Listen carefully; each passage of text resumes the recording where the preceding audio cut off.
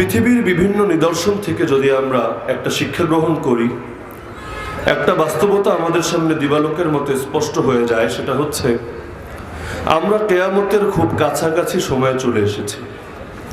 যত দিন যাচ্ছে কিয়ামতের যে নিদর্শনগুলোর কথা আল্লাহ তাআলা কোরআন মাজিদের মধ্যে বর্ণনা করেছেন, অথবা রাসূলুল্লাহ সাল্লাল্লাহু আলাইহি ওয়াসাল্লাম যে বিষয়গুলোর বিবরণ তার হাদিসের মধ্যে উল্লেখ করেছেন, ক্রমশ এক একটা নিদর্শন আমাদের সামনে স্পষ্ট হয়ে যাচ্ছে। এমনকি এ কথা যদি বলা হয় যে কিয়ামতের সব নিদর্শনকে যদি আমরা তিন ভাগে ভাগ করি, এক হলো বড় বড় নিদর্শন, যেমন দাজ্জাল আসবে, ঈসা আলাইহিস সালাম অবতরণ করবেন, এ জাতীয় নিদর্শনগুলোর কথা যদি আমরা আলোচনা করি, তাহলে এ জাতীয় বড় নিদর্শনগুলো এখনো বাকি রয়েছে, যেগুলো যখন আসা শুরু করবে, হাদিসের ভাষ্য হচ্ছে একটা মালা যদি ছিঁড়ে যায়, তাসবিহ যদি, যে তাসবিহগুলো আমরা পাঠ করি, এগুলো যদি ছিঁড়ে যায়, একের পর এক দানা যেমন একটা একটা করে ঝরতে থাকে, সবগুলো দানা ঝরে পড়তে খুব বেশি সময় লাগে না।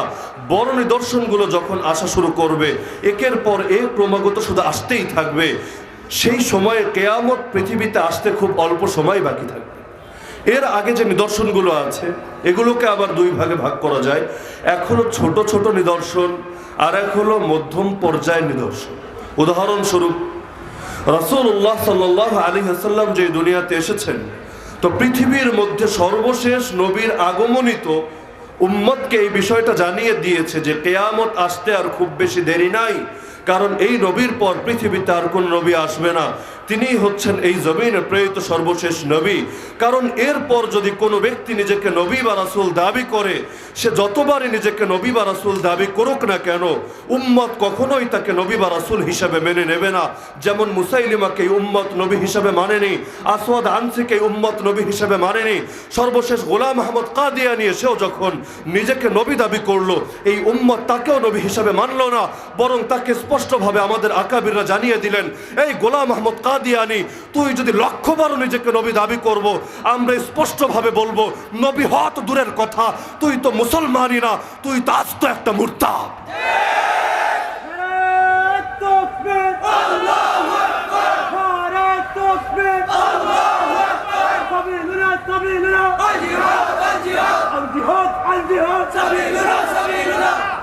আল্লাহ তাআলা কোরআনের মধ্যে নিজে উল্লেখ করছেন, ইকতারাবা লিন-নাসি হিসাবুহুম ওয়া হুম ফি গাফলাতিন মুরিদুন। মানুষের হিসাব আসার সময় অনেক নিকটে চলে এসেছে। সেদিন খুব দূরে নয়, যেদিন প্রত্যেক জালিমের থেকে তাদের জুলুমের হিসাব নেওয়া হবে, প্রত্যেক কাফেরের থেকে তাদের কুফরের হিসাব নেওয়া হবে, প্রত্যেক মুশরিকের থেকে তাদের শিরকের হিসাব নেওয়া হবে, প্রত্যেক নাস্তিকের থেকে তাদের নাস্তিক্যবাদের হিসাব নেওয়া হবে, প্রত্যেক তাগুতের থেকে তাদের তাগুতি কার্যক্রমের হিসাব নেওয়া হবে, আর প্রত্যেক মুসলমানের থেকে তাদের ঈমান এবং আমলের হিসাব নেওয়া হবে। আল্লাহ বলছেন, ওহুম ফি গাফলাতিন মুরিদুন। হিসাবের দিন এত নিকটে আসার পরও অধিকাংশ মানুষ এখনো গাফেল হয়ে আছে, দিন থেকে মুখ ফিরিয়ে রাখছে, নিজেদের জীবনকে, নিজেদের সময়কে, নিজেদের সুযোগকে, নিজেদের প্রতিভাকে, নিজেদের যোগ্যতাকে আল্লাহর দিন কায়েমের পেছনে ব্যয় করছে না, বরং কিভাবে আল্লাহর দ্বীনের গতিকে রোধ করা যায়, কিভাবে আল্লাহর দ্বীনের আওয়াজকে থামিয়ে দেওয়া যায়, এর পেছনেই দিবানিশি মেহনত করে যাচ্ছে। তো কিয়ামত যত আসবে, যত দিন কিয়ামতের কাছাকাছি আসবে, ততই উম্মতের জন্য নিজেদের ঈমানের হেফাজত, দ্বীনের হেফাজত, দ্বীনের যে কেন্দ্রগুলো আছে, মসজিদের হেফাজত, মাদ্রাসার হেফাজত, মার্কাজের হেফাজত, খানকাহের হেফাজত, আল্লাহর জমিনের হেফাজত, মুসলমানদের রক্তের হেফাজত, মুসলমানদের সম্পদের হেফাজত, মুসলিম নারীদের ইজ্জতের হেফাজত, সবগুলো ধীরে ধীরে কঠিনই হতে থাকবে। এমনকি মুস্তাদরাকে হাকিম গ্রন্থে ইমাম হাকিম রহমতুল্লাহ আলাইহি সহিহ সনদে হাদিস উল্লেখ করেছেন, আল্লাহ রাসূল সাল্লাল্লাহু আলাইহি ওয়াসাল্লাম বলেছেন, এমন একটা সময় এই দুনিয়াতে আসবে, ইযা ক্বালা আর-রাজুলু আল্লাহ কুতিলা, যখন মানুষ যদি মুখ দিয়ে শুধু বলে আল্লাহ, এই অপরাধে তাকে হত্যা করে দেওয়া হবে। এমনকি সূরাতুল বুরুজের মধ্যে আল্লাহ তাআলা যেই সূরার মধ্যে আসহাবুল উখদুদের ঘটনা উল্লেখ করেছেন, একটা বালক যে তার ঈমান হেফাজতের জন্য নিজের প্রাণ কোরবান করে দিয়েছে, আর তার এই প্রাণ কোরবানের দৃশ্য দেখে উপস্থিত সম্প্রদায়ের সবাই আল্লাহর উপর ঈমানের ঘোষণা দিয়েছিল। রাজা উত্তেজিত হয়ে সবার ব্যাপারে ফরমান জারি করলো, তোমরা অগ্নিকাণ্ড প্রজ্বলিত করো এবং প্রত্যেকটা মুসলমানকে যারা মাত্র নও মুসলিম, এই মাত্র কালেমা পড়েছে, এখনো এক রাকাত নামাজও পড়েনি, একদিন রোজাও রাখেনি, একবারের জন্য আল্লাহর ঘর তাওয়াফ করেনি, একটা দিনের জন্য জিহাদে পর্যন্ত যায়নি, এই মানুষগুলোকে কেন ঈমান আনলো? শুধুমাত্র এই অপরাধে ধরে ধরে তোমরা আগুনে নিক্ষেপ করো এবং সবাইকে পুড়িয়ে মারো। এবং আল্লাহর বান্দারাও সেই জালিম বাদশার ফরমানের সামনে ঈমানের এত বেশি অবিচলতা প্রদর্শন করে ছিল, একে একে তো সবাইকে ফেলা হচ্ছে, চোখের সামনে নিজের ভাইকে জ্বলে পুড়ে কাবাব হতে দেখছে। তারপর আল্লাহর একটা বান্দাও সেদিন কালেমা ছাড়েনি। সহিহ মুসলিমের হাদিস, সর্বশেষ এক নারীর সিরিয়াল আসলো, সেই নারীর কোলে একটা বাচ্চা ছিল। যখন তাকে আগুনে ফেলা হবে, বেচারি নারী একবার তাকায় আগুনের দিকে, একবার তাকায় কোলের বাচ্চাটার দিকে। বেচারি ভেবেই পাচ্ছে না, আমি নয়তো নও মুসলিম হওয়ার কারণে আজকে আগুনে পুড়ব, কোলের এই বাচ্চাটা তো এখনো দুধ খায়, এখনো তো সে বাবাকে বাবা বলে ডাকতে শেখেনি, মাকে মা বলে একবার ডাকেনি। এই ছোট বাচ্চাটার কি অপরাধ? আজকে কোন অপরাধে তাকে আগুনে পুড়িয়ে মারা হবে? বেচারি যখন এই কথাগুলো ভেবে ভেবে একটু উদ্বিগ্ন হচ্ছিল, বিচলিত হচ্ছিল, পেরেশান হচ্ছিল, আমার আল্লাহর কুদরত জাহির হয়ে গেল। বাচ্চাটা চিৎকার করে বলল, ও মা, তুমি যেটাকে আগুন দেখছো, আসলে এটা কোনো আগুনের টুকরা না, আর এটা তো জান্নাতের একটা বাগান। দেরি করছো কেন? জলদি তুমি জান্নাতে ঝাঁপিয়ে পড়ো। তা যখন সেই বাচ্চা আল্লাহ তাআলার কুদরতে এই কথাটা বলল, মার এক মুহূর্ত বিলম্ব করলো না, সঙ্গে সঙ্গে সেখানে ঝাঁপিয়ে পড়লো। আমার আল্লাহ কোরআনের মধ্যে এই ঘটনা উল্লেখ করার পর বলেন, ওয়ামা নাকামু মিনহুম ইল্লা আইয়ুমিনু বিল্লাহিল আজিজিল হামিদ। এই জালেমরা যেন অমুসলিমদের উপর নির্যাতন করলো, এদেরকে যে আগুনে পুড়িয়ে হত্যা করলো, এই মুসলমানদের একটাই অপরাধ ছিল, তারা রব্বুল আলামিন মহাপরাক্রমশালী চির প্রশংসিত আল্লাহর উপর ঈমান রাখে। একটাই অপরাধ, দ্বিতীয় কোনো অপরাধ নেই। কিন্তু ওদের চোখে একটা অপরাধী এমন, যেই অপরাধ করার পর কোনো মানুষ পৃথিবীতে বেঁচে থাকার অধিকারই রাখে না। মুসা আলাইহিস সালাম যখন জাদুঘররা তার মোকাবেলায় আসলো, একদিকে জাদুর সাপ, আরেকদিকে আল্লাহর নবী মুসা তার হাতে লাঠি ছেড়ে দিলেন, সেই লাঠিটাও বড় সাপে পরিণত হলো। মুজিজার সামনে জাদু কখনো টিকে থাকতে পারে না। পৃথিবীর জাদু যতই শক্তিশালী হোক না কেন, আল্লাহ তাআলা যখন কোনো নবীকে মুজিজা দান করেন, সেই মুজিজার মোকাবেলা করার মতো দ্বিতীয় কোনো শক্তি পৃথিবীতে নেই। যার কারণে দাজ্জাল অনেক বড় শক্তিধর হবে, পৃথিবীর কেউ তার মোকাবেলা করতে পারবে না। এমনকি আল্লাহর খলিফা মাহদি, যিনি সারা পৃথিবীর মধ্যে ইসলাম কায়েম করবেন, সেই মাহদি পর্যন্ত এত এত মুশরিকদের বিরুদ্ধে জয়ী হওয়ার পরও দাজ্জালকে কোনো কিছু করতে সক্ষম হবেন না। কিন্তু আল্লাহর নবী ঈসা যখন আসমান থেকে আবারও আসবেন, এটা আমাদের আকীদা, আহলুস সুন্নাত ওয়াল জামাতের আকীদা, উলামায়ে দেওবন্দের আকীদা। যদিও যেই জাতি ঈসা আলাইহিস সালামকে নিজেদের নবী বলে পরিচয় দেয়, খ্রিস্টানরা, সেই খ্রিস্টানরা মনে করে ঈসা আলাইহিস সালাম মৃত, ইহুদিরা তাকে শুলে চড়িয়ে মেরে ফেলেছে। অপরদিকে আমরা মুসলমান যারা মুহাম্মাদুর রাসূলুল্লাহ সাল্লাল্লাহু আলাইহি ওয়াসাল্লামের শরীয়ত অনুসরণ করে, আমরা বলি না, কথা মিথ্যা। ইহুদিরা চেষ্টা করেছিল, নবীর ঘরকে পর্যন্ত ঘেরাও করেছিল, কিন্তু তারা আল্লাহর নবীকে হত্যা করতে পারেনি। ওয়ামা কাতালুহু ওয়ামা সালাবুহু ওয়ালাকিন শুববিহা লাহুম। আল্লাহ কোরআনে বলেছেন, এই ইহুদিরা ঈসা নবীকে হত্যাও করতে পারেনি, তাকে শুলেও চড়াতে পারেনি, বরং ওদেরকে বিভ্রমে ফেলা হয়েছে। একজন মানুষকে ঈসা ভেবে শুলে চড়িয়েছে, কিন্তু সেই ব্যক্তিটা ঈসা ছিলেন না। বাল রাফাহুল্লাহু ইলাইহি, বরং আল্লাহ তাআলা তাকে নিজের কাছে উঠিয়ে নিয়েছেন। তা আমরা বিশ্বাস করি ঈসা আলাইহিস সালাম কিয়ামতের আগে দুই ফেরেশতার কাঁধে ভর করে আবারও পৃথিবীতে আসবেন। এটা আহলুস সুন্নাত ওয়াল জামাতের আকীদার অংশ, মুতাওয়াতির হাদিস দ্বারা প্রমাণিত। কেউ যদি এটাকে অস্বীকার করে, সে কাফেরই হয়ে যায়। দাজ্জাল এত বিশাল শক্তি নিয়ে আসবে, যার শক্তির সামনে পরাজিত হয়ে পৃথিবীর অধিকাংশ মানুষ পর্যন্ত তাকে রব হিসেবে মেনে নেবে। কেউ মানবে রুটির লোভে, কেউ মানবে প্রাণ বাঁচানোর তাগিদে, কেউ তাকে মানবে ধোকার মধ্যে পড়ে গিয়ে দুই কাঁধে দুই ফেরেশতা থাকবে, এদের মধ্যে কথোপকথন হবে। একজন একটা মানুষ শুনবে আর একজন একটা শুনবে না, একজন একটা শুনে মানুষ ভুল মেসেজ পাবে। লম্বা আলোচনার বিষয়, দাজ্জাল সংক্রান্ত হাদিসের মধ্যে বিস্তারিত আলোচনা হয়েছে। তো মানুষ ভাববে যে ফেরেশতা পর্যন্ত সাক্ষ্য দিচ্ছে এই দাজ্জালই মনে হয় রব। তখন কিছু কিছু মানুষ এই ধোকায় পড়ে পর্যন্ত দাজ্জালকে রব হিসাবে মেনে নিবে।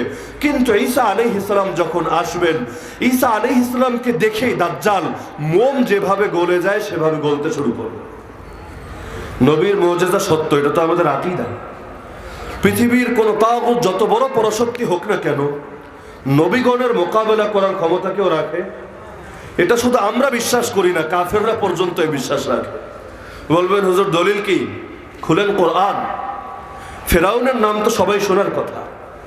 যেই ফেরাউন ছোট্ট একটা মিশরের রাজা হয়ে, সারা দুনিয়ার রাজা না, ছোট্ট এক মিশরের রাজা হয়ে নিজের ব্যাপারে দাবি করে বসেছিল আনা রব্বুকুমুল আলা। যেই কথা আমরা সেজদায় গিয়ে বলি সুবহানা রাব্বিয়াল আলা, আমরা বলি আমাদের আল্লাহ হচ্ছেন রব্বে আলা। একই দাবি ফেরাউন করছে নিজের ব্যাপারে, আনা রব্বুকুমুল আলা, আমি তোদের সব চাইতে সমুন্নত রব। আমার আগেও তো বহু রব এসেছে, আমার এমন লিলিপুর সাইজের রব ভাবিস না, আমি যেন তোর রব না, আমি সব রবের বড় রব। ছোট্ট এক মিশরের রাজা হয়েই এই দাবি করে বসেছিল ফেরাউন। কিন্তু মজার বিষয়, যখন বেচারা স্বপ্ন দেখলো, জ্যোতিষী এসে তাকে ভবিষ্যৎবাণী করলো, শোন রে ফেরাউন, ফেরাউন তার নাম না, সেই যুগের বাদশা যারা হতো মিশরে তাদের উপাধি ছিল ফেরাউন। যে ফেরাউন শোনো, তোমার রাজ্যে এমন একটা শিশু সন্তান জন্মগ্রহণ করতে যাচ্ছে যে তোমার সব রাজত্বরে ধূলিসাৎ করে দিবে, আল্লাহর জমিন আল্লাহর দ্বীনকে কায়েম করবে। ফেরাউন এই কথা শুনে ভেতরের পানি শুকিয়ে গেল। আর এটাও কি সম্ভব? আমার রাজ্যে এমন কেউ জন্মগ্রহণ করবে যে রবের রবত্ব ছিনিয়ে নিবে? এটা কি সম্ভব? ফেরাউন নির্দেশ জারি করে দিল, তাহলে এক কাজ করো, আগামী বছর যতগুলো ছেলে সন্তান জন্মগ্রহণ করবে সবগুলোকে ধরে জন্মের পর পরই জবাই করে দিবা। জন্মাতে দেরি, কোপাতে যেন দেরি না হয়। এই ঘটনাটা নিয়ে যদি আপনি একটু ফিকির করেন, গুরুত্বপূর্ণ একটা বিষয় আমাদের সামনে স্পষ্ট হয়ে যাবে। সেটা হলো ফেরাউন একদিকে নিজেকে দাবি করছে আমি সব রবের চাইতে বড় রব, আরেকদিকে ছোট্ট একটা শিশু যে এখনো দুধ পান করা শুরু করেনি, যে এখনো কথা বলা শুরু করেনি, যে এখনো ঘোড়ায় চড়া শেখেনি, যে এখনো যুদ্ধের ট্রেনিং নেয়নি, যে এখনো ফেরাউনের বিরুদ্ধে বিদ্রোহের ডাক দেয়নি, তার ভয়েই ফেরাউন অস্থির এবং এখনই ফরমান জারি করে দিচ্ছে যে তাকে জন্মের পরপরই ধরে হত্যা করে ফেলবা। অথচ আমার আল্লাহ তাআলার সুন্নাহ হলো, আল্লাহ তাআলা অপরাধীদেরকে মাঝে মধ্যে ছাড় দেন। আমার আল্লাহ ছাড় দেন কিন্তু ছেড়ে দেন। কথাটা খুব ভালো করে মনে রাখবেন। আল্লাহ কি দেন? আল্লাহ কি দেন? আর সবাই বলেন আল্লাহ কি দেন? ছাড় দেন কিন্তু ছেড়ে দেন না। আল্লাহ ফেরাউনকেও ছাড়েননি, নমরুদকেও ছাড়েননি, আবু জাহালকেও ছাড়েননি, আবু লাহাবকেও ছাড়েননি, উতবা সাইবাকেও ছাড়েননি, উকবাকেও ছাড়েননি। আল্লাহ তাআলা সব জালিমদেরকে এক পর্যায়ে বড় শক্তভাবে পাকড়াও করেছেন। আমার আল্লাহর নিজাম, তিনি ছাড় দেন কিন্তু ছেড়ে দেন না। আমার আল্লাহ ফেরাউনকেও যেমনি ধ্বংস করেছেন, কিয়ামতের আগ পর্যন্ত ওদের যতগুলো প্রেতাত্মা আসবে সবগুলোকে আল্লাহ একদিন না একদিন অবশ্যই পাকড়াও করবে। তো বলছিলাম ফেরাউন বাচ্চা জন্মাতে দেরি, তার আগেই ওর ফরমান জারি। অথচ সে যদি রব হতো, সুযোগ দিত, মুসা তুমি বড় হও, হওয়ার পর তুমি বীর হও, মুসলমানদেরকে নিয়ে বাহিনী গঠন কর, সবাই মিলে উপযুক্ত প্রশিক্ষণ নাও, তারপর ময়দানে আসো, খেলা হবে। যদি সাহসী হতো এই কথা বলতে, এই মুসা আগে বড় হওয়ার পর মাঠে আয়, খেলা হবে। কিন্তু ফেরাউন আগেই ভাবে না এত খেলাধুলার দরকার নাই, যা খেলার খালি মাঠেই খেলে নেই। কারণ সেও বুঝতে পারছে আল্লাহর নবী যে হয়, যার সঙ্গে আল্লাহর গায়বী নুসরত থাকে, যে আল্লাহর মদদ নিয়ে ময়দানে নামে, পৃথিবীর কোন তাগুতি শক্তি তার বিজয়কে থামাতে পারে না। অন্যথায় আল্লাহর নবী মুহাম্মদুর রাসূলুল্লাহ সাল্লাল্লাহু আলাইহি ওয়াসাল্লাম যখন বদরের ময়দানে নেমেছিলেন, বাহ্যিকভাবে তো কিছুই ছিল না, 70টা উট, 8টা ঘোড়া আর মাত্র 2-2টা তরবারি। মানুষ ছিলেন 313, 8 জনকে পাঠানো হলো বিভিন্ন কাজে, ময়দানে উপস্থিত আছেন 305। অপরদিকে যে কাফের বাহিনী সামনে এসেছে প্রত্যেকের সাথে পর্যাপ্ত তীর আছে, তরবারি আছে, ধনুক আছে, তুনির আছে, বর্ষা আছে, বল্লম আছে, লৌহ বর্ম আছে, ঘোড়া আছে, উট আছে, এমনকি বিনোদনের জন্য নারী আছে, মদ আছে, যা লাগে সবই আছে। আমার নবী পর্যন্ত সিজদায় গিয়ে দোয়া করছেন, আল্লাহুম্মা ইন তুহলিক হাদিহিল ইসাবা লাম তুবাদ ফিল আরদ। আয় আল্লাহ, আজকে যদি এই ক্ষুদ্র বাহিনীকে আপনি ধ্বংস করে দেন, এই জমিনে আর কোনোদিনও আপনার ইবাদত হবে না। কে করবে ইবাদত? ইসলাম পরিপূর্ণ হয়নি, নবী এখানে উপস্থিত, শীর্ষস্থানীয় সাহাবীরা উপস্থিত, কে করবে ইবাদত? আয় আল্লাহ, আজকে যদি বদরের ময়দানে মুসলমানরা সবাই শহীদ হয়ে যায়, এই জমিন থেকে ইসলামের নাম নিশানাও মিটে যাবে। এরপরও নবী এক পা পেছনে আসছেন না। কোনো সমশক্তির লড়াই না, এমন অসম লড়াই, যেই লড়াইটাকে অসম শব্দ বললেও অসম শব্দের মানহানি হয়, যেখানে এক মুহূর্ত বেঁচে থাকার কথা না। কিন্তু আল্লাহ তো তাকে আগে ওয়াদা দিয়েছিলেন, নবী তোমাকে 2 বাহিনীর 1 বাহিনী আমি দিব। এক হলো আবু সুফিয়ানের ব্যবসায়িক কাফেলা, আর এক হলো আবু জাহালার সামরিক বাহিনী।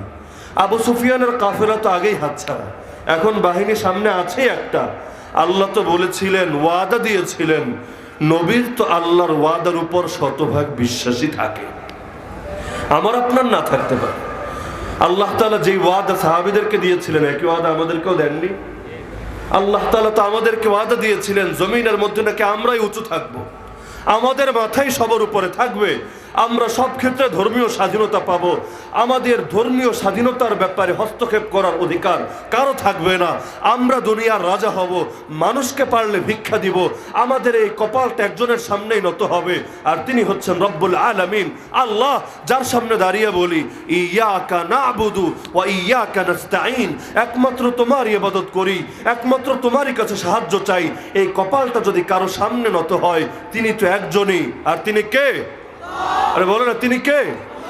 তো সেই ময়দানে আল্লাহ তাআলার নবী যখন আল্লাহর উপর ভরসা করে ময়দানে নেমে গেলেন, ওয়ামান ইয়াতাওয়াক্কাল আলাল্লাহ ফাহুয়া হাসবু, যে আল্লাহর উপর ভরসা করে আল্লাহ নিজে তার জন্য যথেষ্ট হয়ে যান, আর আল্লাহ যার জন্য যথেষ্ট হয়ে যান তার বিজয় কেউ থামাতে পারে? একদিকে 1000 কাফের, আল্লাহ পাঠিয়ে দিলেন 1000 ফেরেশতা। শুধু এখানেই শেষ না, আল্লাহ বললেন প্রয়োজনে আরো 4 পাঠাবো, 5000-এর সংখ্যা পূরণ করব, তোমরা লড়াই চালিয়ে যাও। ফেরেশতারা কিভাবে লড়াই করবে? তারা তো আর আর্মির সদস্য না যে দুনিয়াতে এসে যুদ্ধ লাগিয়ে দিবে। কিভাবে লড়াই করবে? আল্লাহ এটাও শিক্ষা দিচ্ছেন ফেরেশতাদেরকে, ওয়া ইয ইউহি রাব্বুকা ইলাল মালাইকা, স্মরণ করো সেই সময়ের কথা যখন তোমার রব নিজে ফেরেশতাদের কাছে ওহী পাঠালেন, আন্নী মাআকুম, আমি আল্লাহ তোমাদের সাথে আছি। আল্লাহ আপনি তো আছেন, সর্বদাই আছেন আমাদের সাথে, কমান্ড দিন, আমাদেরকে ট্রেনিং দিন, শিখিয়ে দিন। আল্লাহ বলেন ফাসাব্বিতুল্লাযীনা আমানু, তোমরা বদরের ময়দানে চলে যাও, 1 নম্বর কাজ হলো মুমিনদের পাগুলোকে অবিচল করো, কেউ যেন ভয় না পায়। কারণ আল্লাহর বান্দা একমাত্র কাকে ভয় করবে? আরে বলে না, কাকে? আতাখশাউনান নাস আল্লাহু আহাক্কু আন তাখশা। আল্লাহ কোরআনে বলেন, আরে তোরা কি মানুষকে ডরাস? অথচ যদি ভয় পাওয়ার মতো কেউ থাকে, আর তিনি কে? তা আল্লাহ তাআলা ফেরেশতাদেরকে বললেন, 1 নম্বর কাজ, মুমিনদের অন্তরে হিম্মত জাগাও, এদের পাগুলোকে জমাও, তারা যেন আমার ওয়াদার উপর ইয়াকিন রাখে। দুনিয়ার তাগুতকে দেখে, দুনিয়ার তাগুতের বাহ্যিক শক্তিকে দেখে তারা যেন ভীত না হয়ে যায়, কারণ তাগুত এত বেশি দুর্বল। ইন্না কাইদাশ শাইতানি কানা দাঈফা, ওদের চক্রান্ত এত বেশি দুর্বল, ওদের মোকাবেলা করার জন্য সাহাবী লাগে না, একটা ল্যাংড়া মশাই যথেষ্ট হয়ে যায়। নমরুদকে ধ্বংস করার জন্য আবু বকর, ওমর, ওসমানের বাহিনী লাগেনি, একটা ল্যাংড়া মশা, সাধারণ মশাও না, মান-ইজ্জত সব শেষ করে দিল।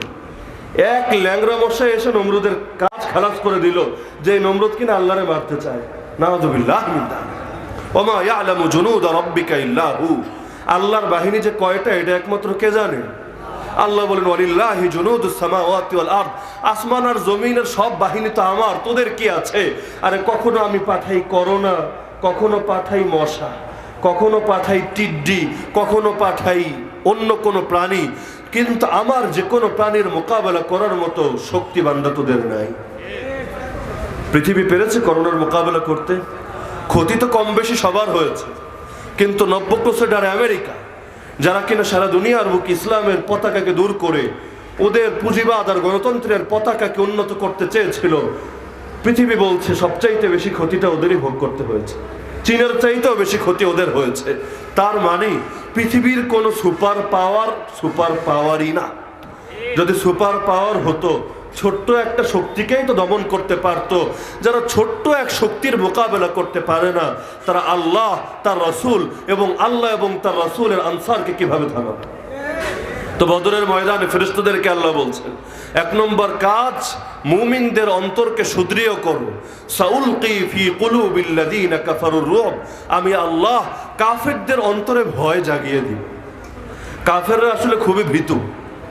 কার কথা এটা? আল্লাহ তাআলা এদেরকে বানিয়েছেন এভাবে। আল্লাহ বলছেন আমি ওদের অন্তরে ভয় জাগিয়ে দিব। নবী নিজের ব্যাপারে বলছেন নুসিরতু বির রুব, আমাকে সাহায্য করা হয়েছে ভয়ের দ্বারা। আমার নাম শুনলেও কাফেররা ডরায়। একটা সময় তো এমনই ছিল, আল্লাহর নবীর কাঁধের উপরে সে তরবারি ধারণ করলো এক মালাউন মুশরিক, এসে বলে মাইয়ামনাউকা মিন্নি ইয়া মুহাম্মদ, এই মুহাম্মদ আমার হাত থেকে তোরে বাঁচাবে কে রে? তো ভেবেছে রাসূলকে মনে হয় বাঁচায় সাহাবীরা, আশপাশে কোনো সাহাবী নাই, এখন বাঁচাবে কে? এখন ধরে রাসূলের ঘাড় মটকে দেবে অথবা রাসূলের কল্লা ফেলে দেবে। কিন্তু ওরা জানে না এই ঘাড়ের হেফাজত সাহাবীরা করে না, এই ঘাড়ের হেফাজত করেন কে? তো নবী কোনো বাক্য বললেন না, জাস্ট একটা শব্দ উচ্চারণ করলেন। সে বলছে মাইয়ামনাউকা মিন্নি, রাসূল বললেন আল্লাহ। শুধু এক শব্দ উচ্চারণ করলেন, সঙ্গে সঙ্গে মালাউনের হাত কাঁপা শুরু হয়ে গেল। হাতের মধ্যে তরবারি ধরে রাখতে পারলো না, তরবারি মাটিতে পড়ে গেল। ওর চোখের সামনে দিয়ে নবী এবার তরবারি উঠাচ্ছেন, সে যে একটু কুস্তি করবে, নবীকে বাধা দিবে, হাত থেকে তরবারি ছিনিয়ে নিবে, এই শক্তিও হচ্ছে না, ভয়ে কাঁপছে। শুধু একটা শব্দ শুনে, শব্দটা কি? আরে শব্দটা কি? মহব্বতের সাথে উচ্চারণ করা দরকার, শব্দটা কি? এরপর নবী তরবারি উঠিয়ে তার চোখের সামনে দিয়ে তার গলার উপর ধরে বললেন, এই মাইয়ামনাউকা মিন্নি, এখন আমার হাত থেকে তোরে কে বাঁচাবে? সব বিপদ থেকে বাঁচান কে? আরে বলে না বাঁচায় কে? আল্লাহ যদি কাউকে বাঁচায় তার ঘাড়কেও মটকে দিতে পারে। আল্লাহ যদি কাউকে বাঁচায় তার কল্লাকেও ফেলে দিতে পারে। তো বলছিলাম সেই বদরের ময়দানে আল্লাহ ফেরেশতাদেরকে বলছেন আমি কাফেরদের অন্তরে ভয় জাগিয়ে দিব, কিন্তু তোমাদের কাজ হলো দুটো। তোমরা ফেরেশতা বদরের ময়দানে যাচ্ছ মুহাম্মাদুর রাসূলুল্লাহ সাল্লাল্লাহু আলাইহি ওয়াসাল্লামের নেতৃত্বের অধীনতা মেনে তোমরা সেখানে লড়াই করবে। তোমাদের লড়াইয়ের পদ্ধতি হবে দুটো। এক নম্বর হলো ফাদরিবু ফাওকাল আনাক ওয়াদরিবু মিনহুম কুল্লা বানান। আরে ফেরেশতারা বদরের ময়দানে গিয়ে এই আবু জাহল আর বাহিনীর ঘাড়ের উপর কোপাবি আর প্রত্যেক জোড়ায় জোড়ায় পিটাবি। এই কমান্ড দিচ্ছেন কে? আরে বলো না, কমান্ড দিচ্ছেন কে? এবং পরবর্তীতে সেই বদরের ময়দানে শরীক কাফেরদের মধ্যে যারা ঈমান গ্রহণ করেছিল, এরা নিজেরা সাক্ষ্য দিয়েছিল, বাস্তবে হয়েছেও এমন। আসমান থেকে ঘোড়া নিয়ে বিশাল দেহি দেহি অদৃশ্য অমানব, যাদেরকে দেখতে মানুষের মতো মনে হয় না, আসছিল। আর কিছু বোঝে ওঠার আগে ঘাড়ের উপর কোপ আর প্রত্যেক জোড়ায় জোড়ায় পিটুনি। ফেরেশতা 1000, মানুষ 1000, কোনোদিন মোকাবেলা করতে সক্ষম এরা? যেখানে এক ফেরেশতার ডানার 600 ডানার এক ডানার এক কোণার আঘাতে এক জনপদ শেষ হয়ে যায়, সেখানে যদি 1000 ফেরেশতা নামে ডাইরেক্ট ময়দানে লড়াই করতে, এদের মোকাবেলা করতে পৃথিবীর কেউ সক্ষম? তো বলছিলাম আমার আল্লাহ তাআলাই তো সর্বশক্তির মালিক, সর্বময় ক্ষমতা তো একমাত্র তারই অধীনে। সুতরাং বান্দা যদি কাউকে ভয় করে এবং কাউকে ভয় করার উপযুক্ত মনে করে, তিনি একমাত্র কে হওয়া উচিত? আমরা যে শিরিকের কথা বলি, ভাই শিরিক শুধু নামাজের মধ্যে হয় না, শিরিক শুধু রোজার মধ্যে হয় না, ভালোবাসা, সম্মান, ভয় এগুলোর মধ্যে শিরিক হয়। যেই সম্মান আল্লাহর প্রাপ্য সেটা যদি কেউ নবীকে দেয়, এটা ঈমান হবে না শিরিক হবে? আমরা আল্লাহকে সম্মান করে তার জন্য সালাত আদায় করি, তার জন্য সিজদা করি। এখন কেউ যদি নবীর উদ্দেশ্যে এই কাজগুলো করে, এটা ঈমান হবে না শিরিক হবে? যেই সম্মান নবীর প্রাপ্য সেটা যদি অন্য কাউকে দেয়, অন্য কাউকে নবীর সমান বানিয়ে ফেলে, এটা ঈমান হবে না শিরক হবে? সবকিছুর মধ্যে ব্যালেন্স থাকতে হয়। ভালোবাসা, স্ত্রীর জন্য ভালোবাসা আছে, মায়ের জন্য ভালোবাসা আছে, বোনের জন্য ভালোবাসা আছে। শব্দ তো একই, ভালোবাসা, কিন্তু সব ভালোবাসা এক? যে ভালোবাসা মায়ের প্রাপ্য সেটা স্ত্রীকে দিলে স্ত্রী খুশি থাকবে, যে ভালোবাসা স্ত্রীর প্রাপ্য সেটা বোনকে দিলে সমাজ আমাকে ভালো বলবে। তো সবগুলোই ভালোবাসা, লেকিন সব ভালোবাসা এক না। তো ভয়, এরও বিভিন্ন স্তর, সম্মান এরও বিভিন্ন স্তর, আশা এগুলোরও বিভিন্ন স্তর। সর্বোচ্চটা একমাত্র আল্লাহর জন্যই বরাদ্দ রাখতে হয়। কেউ যদি আল্লাহর সমানও অন্য কাউকে শক্তিমান মনে করে, আমি হক কথা বললে অমুক আমারে মেরে ফেলবে, আমি যদি হক কথা বলি বিপদে যাবে, আমার জীবনের মালিক আমেরিকা, আমার ক্ষতির মালিক ইসরায়েল, আমার ক্ষতি করতে পারে চীন, এই আকীদা যদি কেউ রাখে, আল্লাহর বাইরে গিয়ে অথবা আল্লাহর সমান তাদেরকে শক্তিধর মনে করে, সে মুসলমান থাকবে না মুশরিক হয়ে যাবে? যদি ভয় করার মতো এরকম শক্তি এদের থাকতো, আমার নবী এদেরকে সবচাইতে বেশি ভয় করা দরকার ছিল। এই যুগে মুসলমানের সংখ্যা 150 থেকে 200 কোটি। রাসূলের যুগে মুসলমান ছিল কয়টা? মক্কার যুগে হাজারও পূরণ হয়নি, 17 কোঠায়। তা প্রথম দিকে কয়জন? 3 বছর দিলেন গোপনে দাওয়াত, 10 বছর দিলেন প্রকাশ্যে, এর মধ্যে 10-এর মধ্যে 3 আবার খেটেছেন জেল, সমাজ থেকে আলাদা। এমনকি খাবার পর্যন্ত দেওয়া হচ্ছিল না, খাবার কেনার সুযোগ পর্যন্ত ছিল না। সাহাবীরা গাছের পাতা খেতে খেতে নিজেদের মলগুলো ছাগলের মলের মতো হয়ে গিয়েছে। এত করুণ এক জীবন যাপন করেছেন। সেই মক্কার মধ্যে আমার রাসূলের উপর কত ধরনের নির্যাতন করা হলো, ভাবলেও নিজেকে স্থির রাখা দায় হয়ে যায়। আমার চেহারা নবীর চেহারার চাইতে দামি না। নবীর চেহারায় থুথু মারা হয়েছে, নবীর চেহারায় চর দেওয়া হয়েছে, নবীর গালে চাদর পেঁচিয়ে শ্বাসরুদ্ধ করে হত্যা করার চেষ্টা করা হয়েছে, নবীর গায়ে পাথর মারতে মারতে রক্ত ঝরাতে ঝরাতে পায়ের জুতা মোবারক পায়ের পর্যন্ত লেগে গিয়েছে, নবীর আপন চাচার বুক চিরে কলিজা চিবিয়ে খেয়েছে, নবীর দাঁত শহীদ করেছে, নবীর আঙ্গুল কেটেছে, নবীর অসংখ্য সাহাবীকে শহীদ করেছে। এমনকি ইসলামের মধ্যে প্রথম শহীদ যিনি হয়েছেন তিনি ছিলেন একজন নারী, তাও যুবতী নারী না, বয়স্কা নারী, যার নাম ছিল সুমাইয়া রাদিয়াল্লাহু তাআলা আনহা। নবীকে কাবার মধ্যে স্বাধীনভাবে আল্লাহর ইবাদত করতে দেওয়া হয়নি। এক পর্যায়ে নবীকে মক্কায় পর্যন্ত থাকতে দেওয়া হয়নি, মক্কা ছাড়তে বাধ্য করা হয়েছে। এত কিছুর পর আল্লাহর কথা তো ছাড়েন। মক্কায় যে এত মাইর খেলেন, মক্কায় কি জিহাদের বিধান ছিল? আরে বলে না, জিহাদের বিধান ছিল। তার মানে সেই যুগে কাফেরদেরও যে মানবিকতা ছিল, এই যুগে অনেক মুসলমানেরও সেই মানবিকতা নেই। নিজেদেরকে পরিচয় দেয় মুসলমান, নাম লাগায় মুসলমান, কাজ করে কাফেরদের চাইতেও জন্য। আলী রাদিয়াল্লাহু আনহুকে রাসূল যখন রেখে গেলেন, বাহ্যিকভাবে তার মনে করা দরকার ছিল আজকে আমার রেহাই নেই, কারণ রাসূলকে জবাই করার জন্য এসেছে। সকালে যখন দেখবে রাসূল নাই আর রাসূলের বিছানায় সে ছোঁয়া, তারকে ছাড়ার কথা? বাহ্যিকভাবে ছাড়ার কথা? রাগে ক্ষোভে তারে তো টুকরা টুকরা করার কথা। এক অপরাধীকে খুঁজতে যায়, অপরাধীকে না পেয়ে তার ভাইকে ধরে এনে নির্যাতন করে না? আরে মুসলমানরা করে কিনা, কাফেরের কথা বাদ, সমাজে ব্যাপক। তারও কিন্তু এই কথা ভাবা দরকার, আমি তো এখান থেকে বেঁচে যেতে পারবো না। আর প্রাণ রক্ষা করার জন্য তো মিথ্যাও বলা যায়, প্রাণ রক্ষা করার জন্য তো কিছু গুনাহে লিপ্ত হয়ে যায়, যেগুলোর সুযোগ আল্লাহ তাআলা দিয়ে রেখেছেন। তাহলে নবী রেখে গিয়েছেন, কি হয়েছে আমি পালিয়ে যাই? না, নবী যেহেতু বলেছেন তুমি আমার সঙ্গে মদিনায় মিলিত হবা, এই একটা বাক্যই তার অন্তরকে প্রশান্ত করে দিয়েছে। আমাদেরকে তো কোরআনের এত শত শত আয়াত, হাজার হাজার আয়াত অন্তরকে প্রশান্ত করতে পারে না। আল্লাহ কি আসলেই পারেন? আল্লাহ কি আসলেই দিবেন? অন্তরের মধ্যে কনফিউশন থাকে, নিজেরাই কনফিউজড আমরা, কাফেরের কথা বাদ। কিন্তু রাসূল যে তাকে একটা বাক্য বললেন, হে আলী, তুমি আমানত দেওয়ার পর মদিনায় আমার সঙ্গে মিলিত হবা, এই এক বাক্যর দ্বারাই তার ইয়াকিন হয়ে গেছে। নবী যেহেতু বলেছেন তার সঙ্গে মদিনায় মিলিত হব, সুতরাং পৃথিবীর এমন কোনো শক্তি নাই যেই শক্তি আমাকে মদিনায় যাওয়ার আগে হত্যা করতে পারে। আল্লাহ রাসূলের প্রতি তাদের এত অগাধ ভক্তি, ভালোবাসা, আস্থা এবং নির্ভরতা ছিল। দারুল উলুম দেওবন্দের প্রতিষ্ঠাতা কাসিমুল উলুম ওয়াল খায়রাত হুজ্জাতুল ইসলাম কাসেম আন-নানতুবি রাহমাতুল্লাহি আলাইহি যখন তার বিরুদ্ধে ইংরেজরা ফাঁসির পরোয়ানা জারি করে, তাকে গ্রেফতার করে ফাঁসির কাষ্ঠে চড়ানো হবে, কারণ তিনি ব্রিটিশদের বিরুদ্ধে জিহাদের নেতৃত্ব দিচ্ছেন।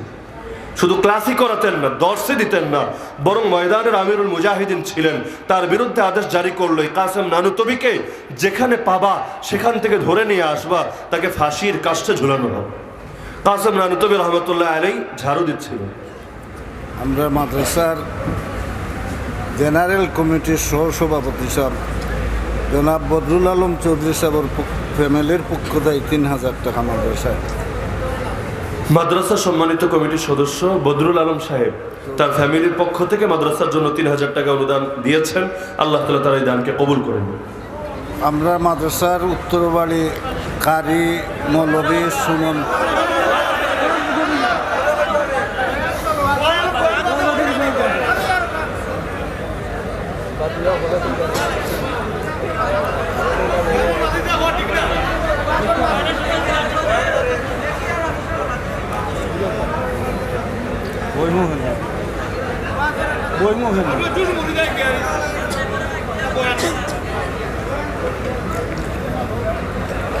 মৌলভী কারি লুৎফুর রহমান সুমন সাহেবের পক্ষ দেয় ১,০০০ তার নানানানি মগফিরতর লাগে। মৌলভী কারি লুৎফুর রহমান সাহেবের পক্ষ থেকে তার নানা নানির মাগফিরাতের জন্য ১,০০০ টাকা দান করেছেন। আল্লাহ তাআলা তার নানা নানিকে মাফ করে দিন। আমরা দোয়া করি আল্লাহ তাআলা মাদ্রাসার যত প্রয়োজন আছে সব গায়বী খাজানা থেকে পূরণ করে দিন। তো বলছিলাম কাসিমুল উলুম ওয়াল খায়রাত কাসেম নানুতবি মেহমান হল বসাত 11:30 11:30 পর্যন্ত।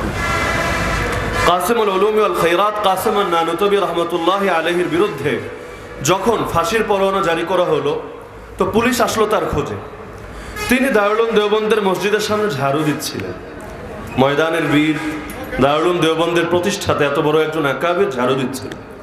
পুলিশ এসে তাকে জিজ্ঞাসা করলো, এবারে খাদেম কাসেম নানুতবি রহমতুল্লাহ আলাইহি, তার নাম ধরে যে কাসেম নানুতবি কোথায়? তারা ভাবছে যে কাসেম নানুতবি তিনি তো বিশাল দেহের অধিকারী হবেন, বড় কাপড় চোপড় থাকবে, আলাদা শান থাকবে, তার বহর থাকবে, দেখেই তো চেনা যাবে। এই খাদেমই যে কাসেম নানুতবি হতে পারে চিন্তায় আসে। জিজ্ঞেস করছে কাসেম নানুতবি কোথায়? তিনি এখন ভাবছেন যদি বলি আমি কাসেম নানুতবি ধরে নিয়ে যাবে, আল্লাহ তাআলা আদেশ তো হলো খুদু হিদরাকুম, সতর্কতা গ্রহণ করা, আত্মরক্ষার উপায় অবলম্বন করা, গায়ে পড়ে ধরা দেওয়ার তো অর্থ হয় না। আর যদি বলি আমি কাসেম নানুতবি না, তাকে আমি চিনি না, মিথ্যা হয়ে যাবে। এখন কি করা যায়?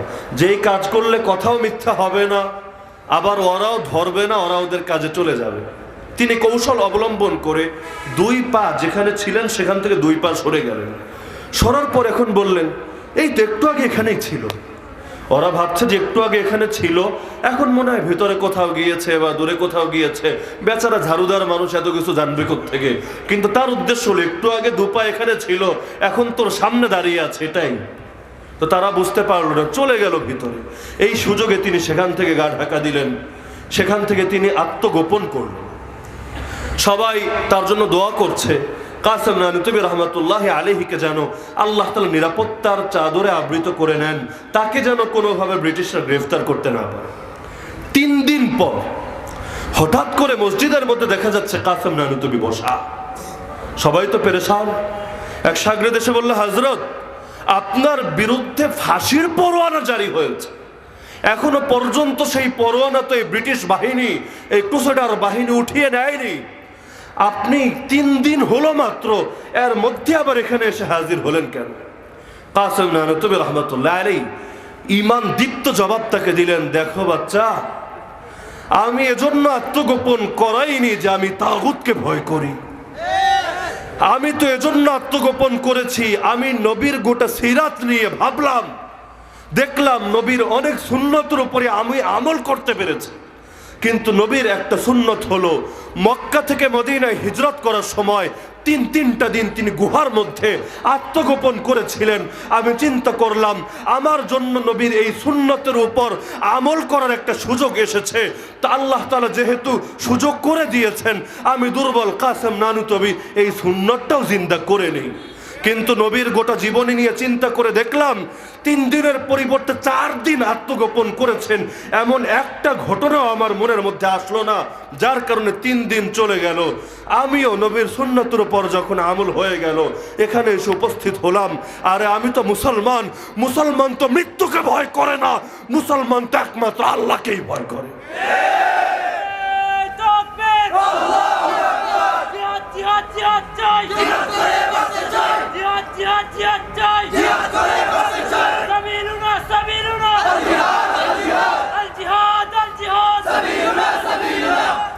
সাহাবীদের কিছু বাণী আছে যেগুলো স্বর্ণের অক্ষরে লিখে রাখার মতো। এর মধ্যে একটা বাণী এক সাহাবী বলছিলেন, নাহনু কওমুন আ'আজ্জানাল্লাহু বিল ইসলাম, আমরা হচ্ছে সেই জাতি যাদেরকে আল্লাহ ইসলামের দ্বারা সম্মানিত করেছেন। কারণ ইসলাম আসার আগে জাহিরি যুগের মানুষদের কি অবস্থা ছিল এটা পৃথিবীর সবাই জানে। তো তিনি বলছেন আমরা হচ্ছে সেই জাতি যাদেরকে আল্লাহ ইসলামের দ্বারা সম্মানিত করেছেন। ফাইদা বাতাগাইনাল ইজ্জাতা ফি গায়রিহি আদাল্লানাল্লাহ, যখন এই ইসলামকে ছেড়ে ভিন্ন কোনো উপায়ে আমরা সম্মান পেতে চাইব, যেই আল্লাহ সম্মান দিয়েছিলেন সেই আল্লাহ আবার লাঞ্ছিত করব। আমাদের সম্মানও যার হাতে, লাঞ্ছনাও তার হাতে। আল্লাহর কসম, আমাদের লাঞ্ছনার ফয়সালা কাফেরদের টেবিলে হয় না, আমাদের লাঞ্ছনার ফয়সালা রবের আরশের উপরে হয়। যিনি সম্মান দেন তিনিই লাঞ্ছিত করেন। যখন সম্মান গ্রহণের উপযুক্ত থাকে আল্লাহ দিতে কার্পণ্য করেন না, পুরোটাই দিয়ে দেন। আর যখন বান্দা উপযুক্ততা হারিয়ে ফেলে, অপাত্রের মধ্যে আল্লাহ কোনো কিছু দান করেন না।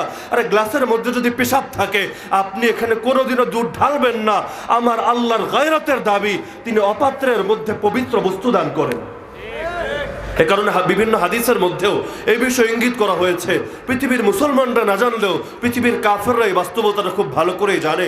খুতবার মধ্যে আমি একটা আয়াত এবং একটা হাদিস পাঠ করেছিলাম, সেই আয়াতের মধ্যে আল্লাহ তাআলা এদিকে ইঙ্গিত করছেন, ওয়াকালাল্লাযীনা কাফারু, পৃথিবীর কাফেররা বলা বলি করে, লা তাসমাউ লিহাদাল কুরআন ওয়ালগাউ ফি, তোমরা নিজেরা এই কোরআন শুনবা না। ওয়ালগাউ ফি, কোরআনের মজলিসে হট্টগোল করবা, মানে মানুষকে শুনতেও দিবা না।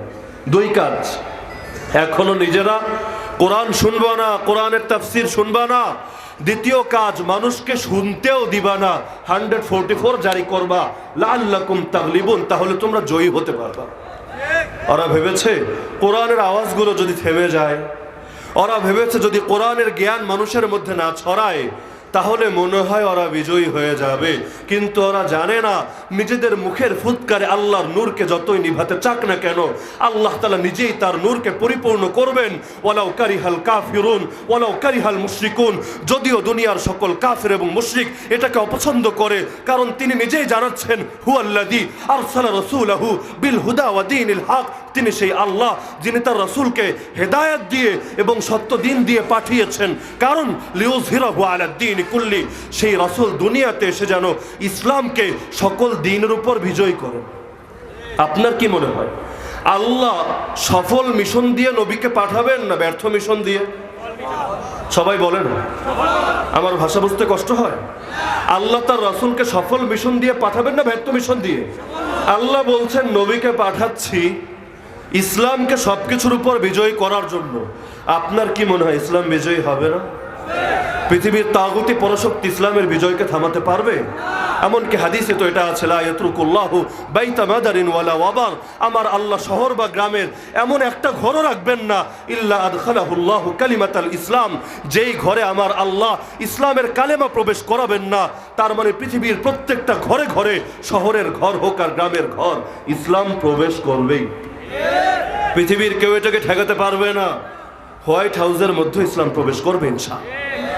ইসলাম শুধু কাবার মধ্যে সীমাবদ্ধ থাকবে না, যদি থাকে হাদিসের কি ব্যাখ্যা করবে না?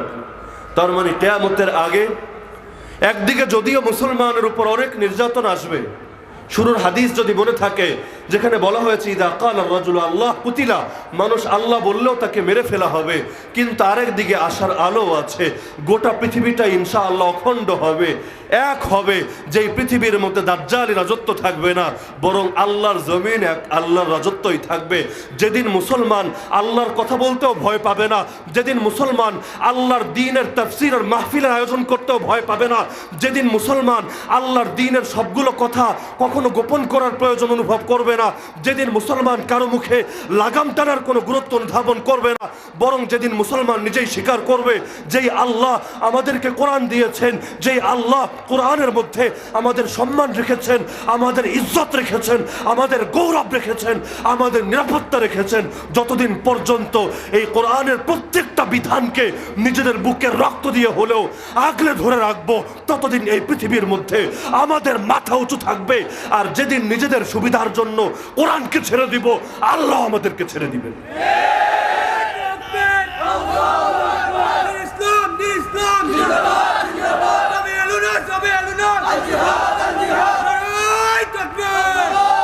সর্বশেষ কথা বলে যাই, আল্লাহকে রাজি করে কেউ কোনোদিন খারাপ থাকেনি, আল্লাহকে নারাজ করে কেউ কোনোদিন ভালো থাকেনি। সুতরাং আমাদের সবকিছুর মাপকাঠি হওয়া দরকার আল্লাহ তাআলার বাণী, এমন যাতে না হয় দুনিয়ার মানুষের কথার কারণে আল্লাহর কথাকে ছেড়ে দিলাম, বরং আল্লাহর কারণে দুনিয়ার সবাইকে প্রয়োজনে ছাড়তে পারি। এ কারণে আমার আল্লাহ কোরআনের মধ্যে তার প্রিয় বান্দাদের 6 গুণ উল্লেখ করেছেন। এর মধ্যে একটা গুণ উল্লেখ করেছেন, ওয়ালা ইয়াখাফুনা লাউমাতা লাইম, তারা কোনো নিন্দুকের নিন্দা, তারা কোনো কুৎসাকারীর কুৎসা, তারা কোনো খারাপ মন্তব্যকারীর খারাপ মন্তব্যকে ভয় করে না, দুনিয়ার কারো কথার ভয়ে আল্লাহর বিধানকে ছেড়ে দেয়। তো হযরত মুহতামিম সাহেব অনুরোধ করেছেন, মেহমানরা ভেতরে বসে আছেন, তো এই কারণে আমি মেজবান না মেহমান তাও জানি না, তো এই কারণে যেন 11:30টার মধ্যে কথা শেষ করে দেই। তো 11:30টা বেজেছে, আমি সাধারণত আদার খেলাফ করি না, আমার আলোচনার এখানে ইতি টানছি। আল্লাহ তাআলা যে কথাগুলো আলোচনা হলো এগুলো সঠিকভাবে জানার, বোঝার এবং আমল করার তৌফিক দান করুন। আল্লাহ তাআলা জামিয়া আরবি ইসলামিয়া দারুল কোরআন দায়মিল মাদ্রাসাকে কবুল করে নিন। আল্লাহ তাআলা এই মাদ্রাসাকে হেদায়েতের মার্কাজ বানিয়ে দিন। এই মাদ্রাসার সঙ্গে যারা সম্পর্কিত আছে, যারা এর পেছনে অর্থ দিচ্ছে, শ্রম দিচ্ছে, সময় দিচ্ছে, আল্লাহ তাআলা তাদের সবাইকে কবুল করে